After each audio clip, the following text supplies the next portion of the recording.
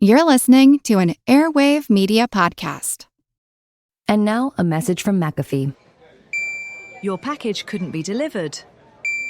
You owe thousands in unpaid tolls! You want a free gift? If texts like these sound familiar, McAfee can help. McAfee automatically identifies text and email scams, as well as AI-generated audio, to help you stay safe. If they're faking it, they're not making it past us. Get award-winning scam detection today. McAfee.com/keepitreal.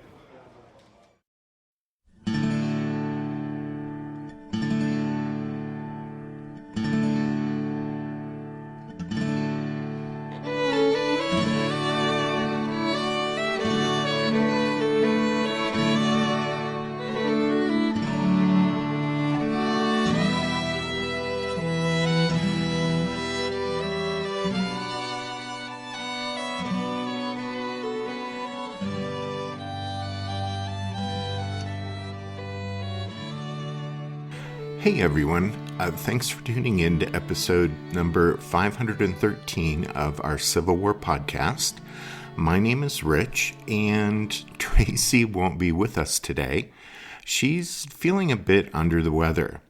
I think we've mentioned before that Tracy, after many years of teaching, transitioned several years ago to coaching and training teachers.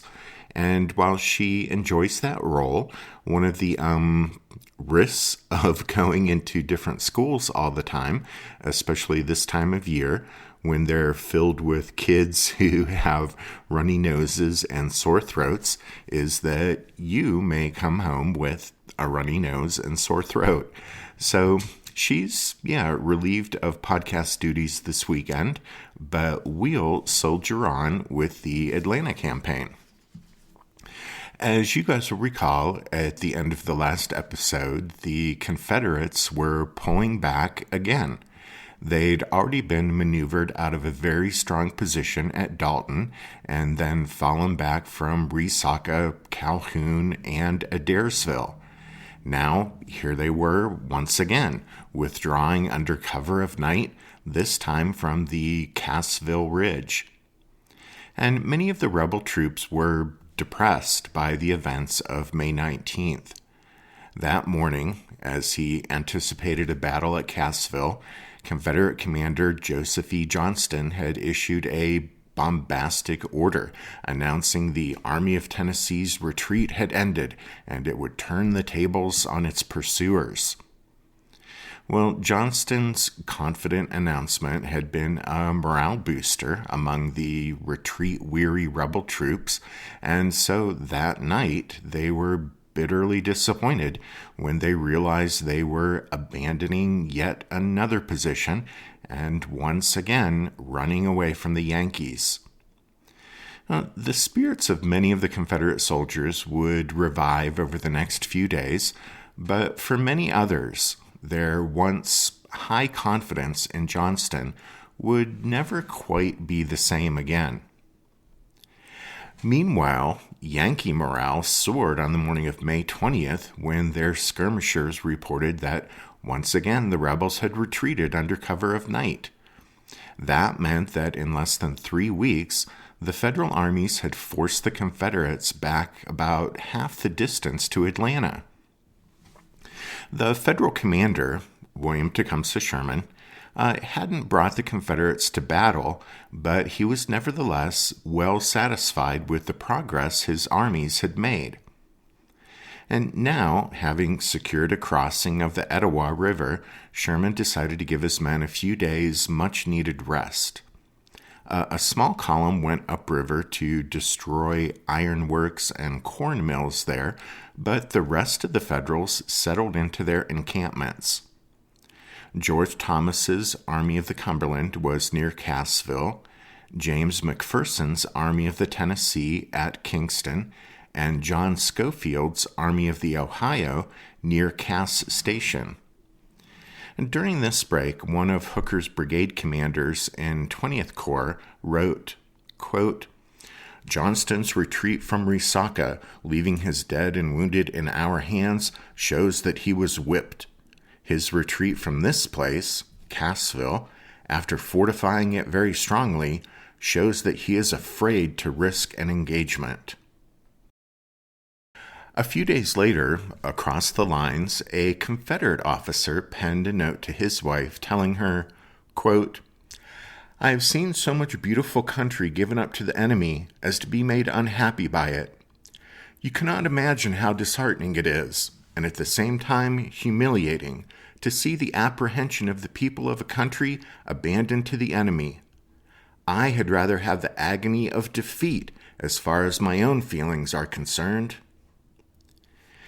And folks, the Confederate officer who penned those words was Joe Johnston.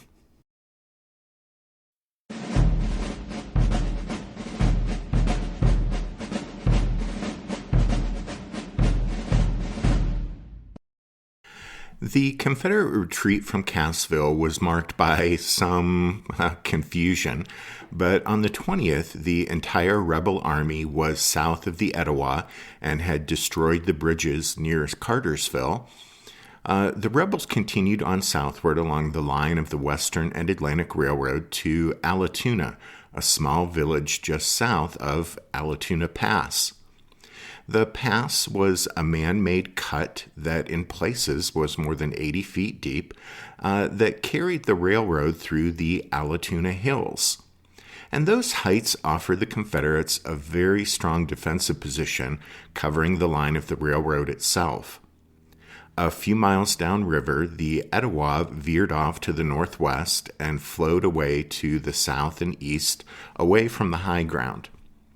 And Joe Johnston hoped the Yankees would advance directly along the line of the railroad and make a frontal assault on the strong Confederate defensive position in the Allatoona Hills. However, Sherman had no more intention of storming this new rebel position than he had of making a major attack up on Rocky Face Ridge at Dalton. He remembered the Allatoona area from his travels through it 2 decades earlier, and he was well aware of the likely fate in store for his troops should he be so foolish as to launch a frontal assault on the hills. And so, soon after his armies secured the north bank of the Etowah, Sherman turned to his next step.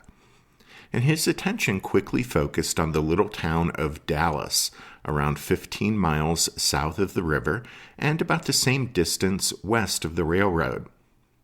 It didn't take long for Sherman to decide to swing his 3 armies across the Etowah west of Allatoona Pass and push rapidly south to Dallas. Sherman believed that the Federals' seizure of the town would compel the rebels to abandon their Allatoona position. And Sherman was convinced that once the Confederates did so, they'd fall all the way back across the Chattahoochee River to the outskirts of Atlanta. However, before undertaking this new maneuver, which would take the Federals away from their railroad supply line, Sherman would need to give his armies time to accumulate supplies and to send his sick and wounded men to the rear. Now, fortunately for the Yankees, Joe Johnston hadn't ordered the Confederates to tear up the Western and Atlantic as they retreated, so Federal construction crews had quickly rebuilt the burned bridge over the Oostenaula at Resaca, and they'd repaired the slight damage the rebels had done to other parts of the railroad. The pause while the Federals prepared themselves for the next phase of operations gave both the Yankees and the rebels a few welcome days of rest, while behind the lines, trains carried supplies south to Sherman's armies and transported wounded and sick Union soldiers northward. But by May 23rd, the preparations were complete, and Sherman was ready to move once again.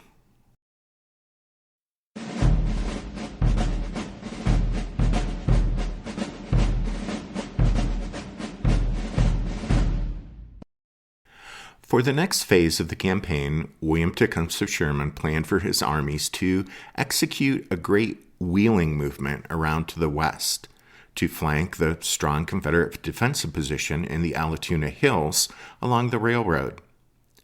McPherson, on the circumference of the wheel, would make the widest swing, crossing the Etowah near Kingston. Thomas, with 4th Corps and most of 14th Corps, would cross the river southeast of Kingston at Gillam's Bridge. Hooker, with 20th Corps, would cross on a pontoon bridge about 4 miles upriver from Gillam's and then join George Thomas. Schofield would follow Hooker over the river but remain on the left or eastern flank of the Army group.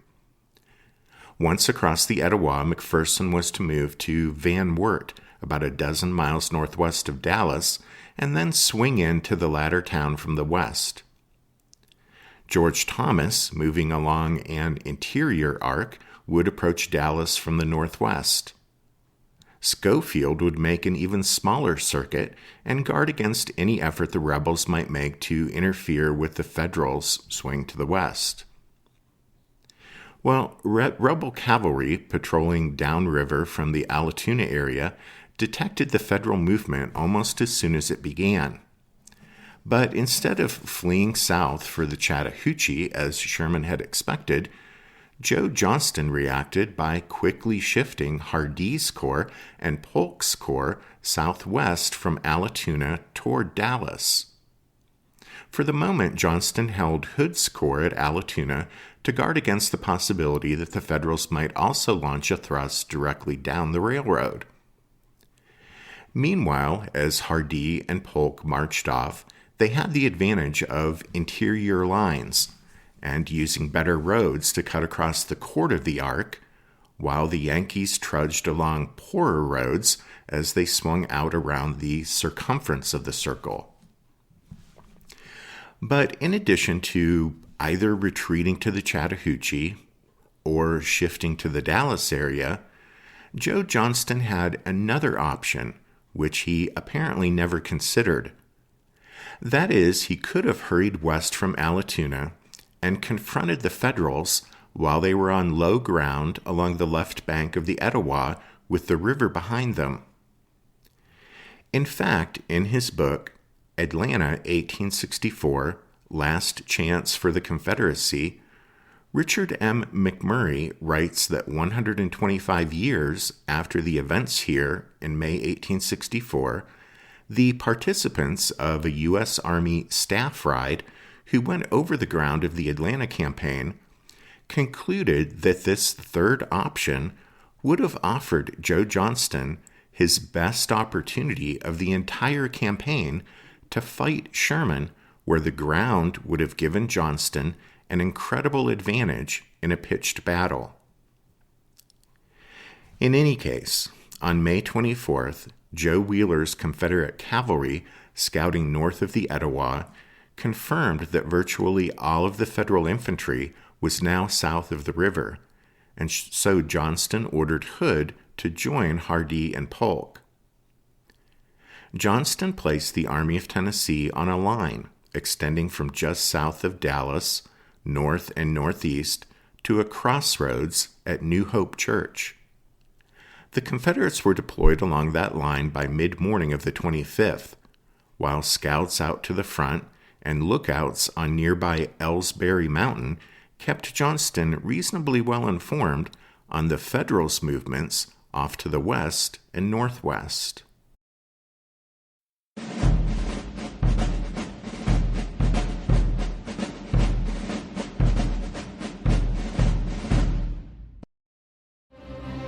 This episode is brought to you by Netflix. Jay Kelly, the new film from Academy Award nominee Noah Baumbach.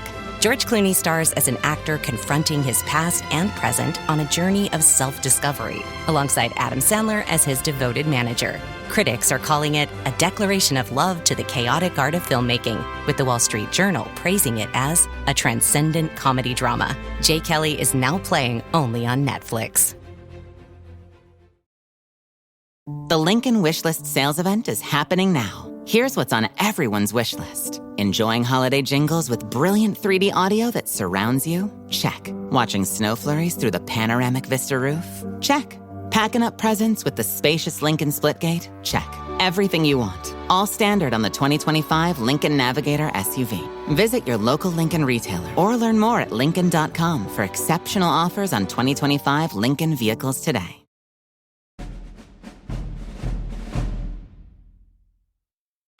Meanwhile, the Federals found the going hard. Heavy woods, rough terrain, and poor roads slowed their march, and high heat and humidity sapped their strength and added to the men's misery. Many found themselves forced to go long stretches without water. One Illinois soldier noted that, quote, "For 12 miles no water was to be had." And every now and then, Confederate cavalry gave the Federals something else to worry about besides the heat and humidity and the lack of water. On May 25th, Hooker's 20th Corps, leading the advance of the Army of the Cumberland and accompanied by Sherman and George Thomas, approached the rebel position at New Hope Church. That sector of the Confederate line ran along a low ridge and was occupied by Hood's Corps. Alexander Stewart's division held the line at the little church itself. Stewart put 3 of his brigades into line on the ridge and held 2 others, one of them on loan from Stevenson's division, in reserve. In addition to that infantry, along that short section of their front, the Confederates also posted 16 artillery pieces. As Hooker's Federals pushed toward the church, he learned from prisoners that the rebels were present in force to his front. Well, this alarmed Fighting Joe, and he concluded that he'd run into a part of the Confederate Army that outnumbered his own force. So Hooker halted his leading units and put his men to work entrenching. George Thomas was equally alarmed and sent couriers galloping off with orders for his other corps to close up on Hooker.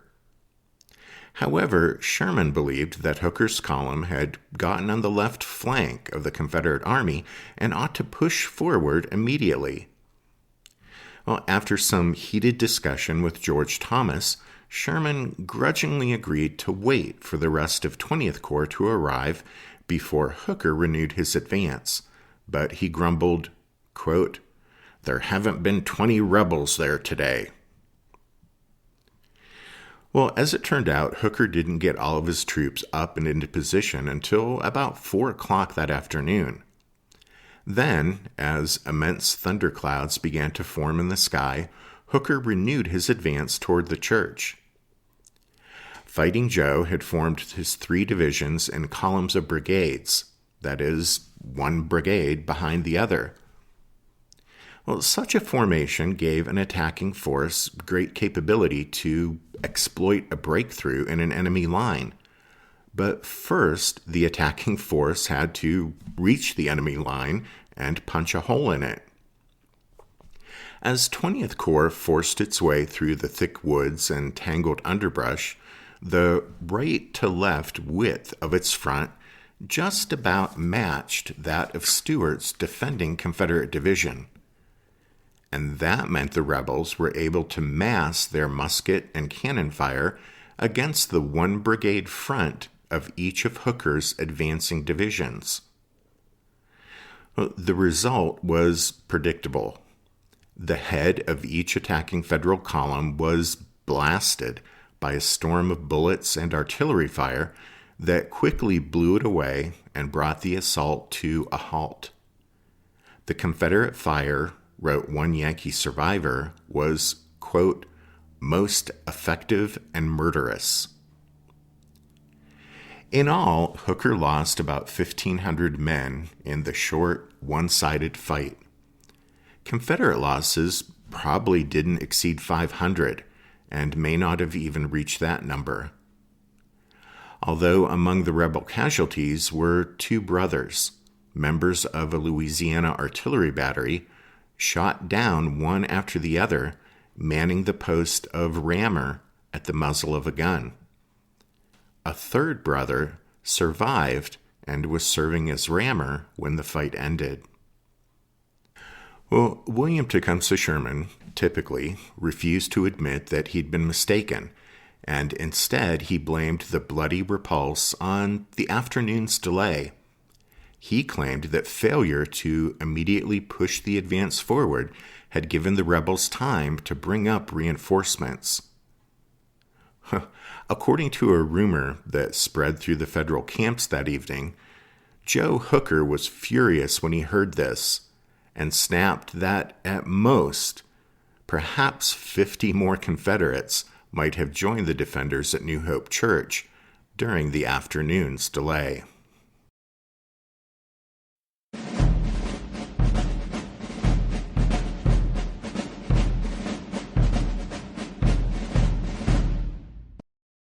Dawn on May 26, 1864, found Sherman's Federals scattered through the woods north and west of Dallas, Georgia.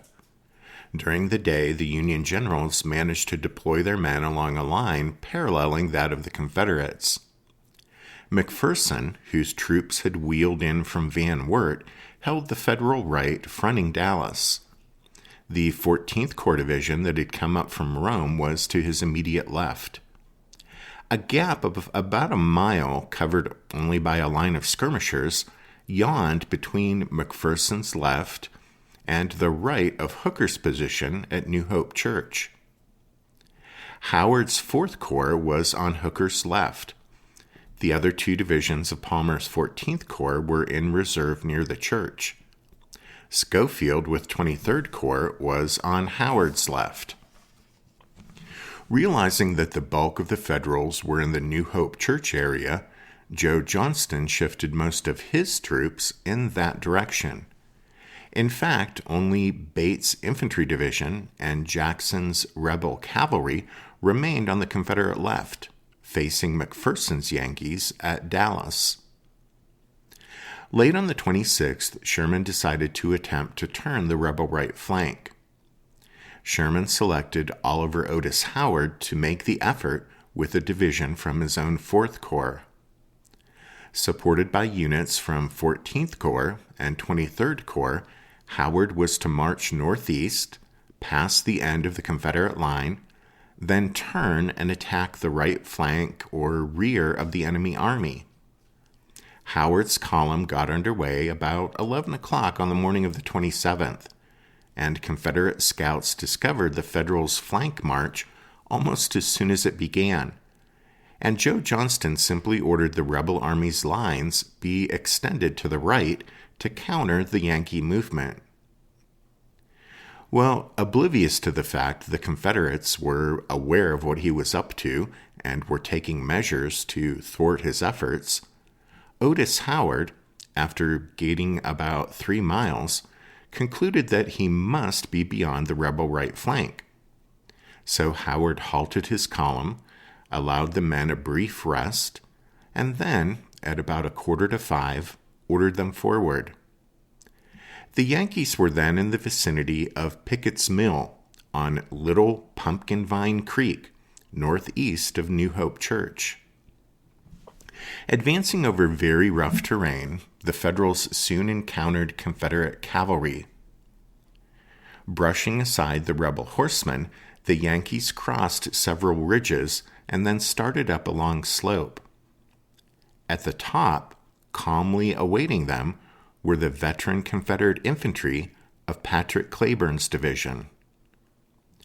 Cleburne, one of the Confederacy's very best division commanders, knew his business, and a few minutes later, the leading Yankee brigade had lost 500 men and reeled backward out of the fight. Other Federal units that pushed forward in its place suffered the same fate. Even as brigades and regiments suffered heavy casualties and lost all cohesion, some of the Yankees continued to struggle forward in small, isolated groups, but they had no chance of cracking Cleburne's line. By the time the fight at Pickett's Mill ended late that night, more than 1,500 Federals had been killed, wounded, or were missing. One unhappy Yankee summed up the battle by saying, quote, "Our men were slaughtered terribly." An Alabama soldier wrote, quote, Such piles of dead men were seldom seen or never seen before on such a small space of ground. Some of Howard's units took especially heavy losses at Pickett's Mill. One company of the 41st Ohio lost 20 of its 22 men. The 49th Ohio took about 400 men into the fight and lost 203 of them. The 89th Illinois lost 154. Patrick Claiborne reported a loss of 35 killed and 363 wounded. Now, unreported casualties among the rebel cavalry that had contested the Federal advance probably raised the total Confederate losses at Pickett's Mill to about 450 men. That night, the Confederates attempted to launch an attack of their own. The two generals here left conflicting accounts, so no one is sure how it came about, but when rebel cavalry found the Federal left to be vulnerable, either Hood requested permission to move his corps out to do to Howard what Howard had attempted to do to the Confederates, or Joe Johnston decided to seize the opportunity and ordered Hood to launch a strike against Howard's exposed position. In any case, early on the 28th, as the Confederates' flanking column neared its objective, Hood learned from scouts that the Yankees had pulled their exposed line back and were busy throwing up earthworks to protect their position. And in light of this development, Hood called off the projected attack, and he dropped back to rejoin the rest of the army. That meant that, once again, as at Resaca and Cassville, the Confederates had been frustrated in their effort to strike back at the Federals.